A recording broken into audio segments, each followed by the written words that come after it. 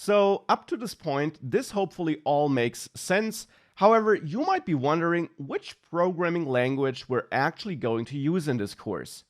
In this first example, which we transformed from dirty code to clean code, I used Python as a programming language.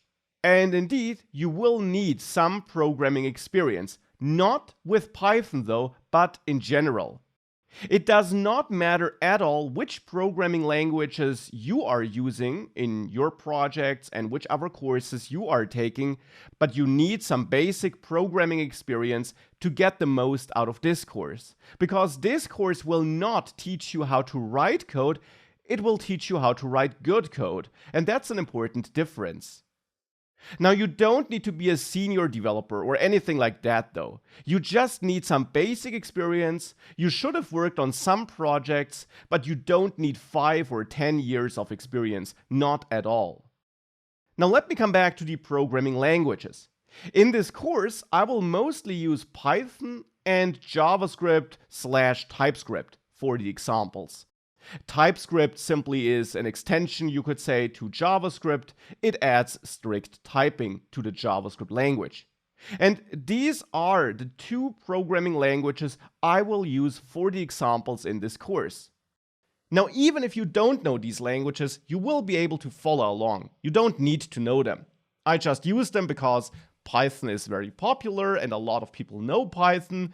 JavaScript and TypeScript, on the other hand, are quite similar to Java and C# and languages like that. That's why I wanted to include these different languages here. Now, the concepts taught will apply to all programming languages though, and if you have that basic experience which you need, you will be able to follow along even if you don't know these specific languages. You don't need to know either of these languages. If you are a C# or a Java or a Swift or anything like that developer, you will still get all the important information out of this course. Because the concepts taught in this course and the examples shown in this course apply to all programming languages. It's not specific to Python or JavaScript or TypeScript. It really applies to all programming languages.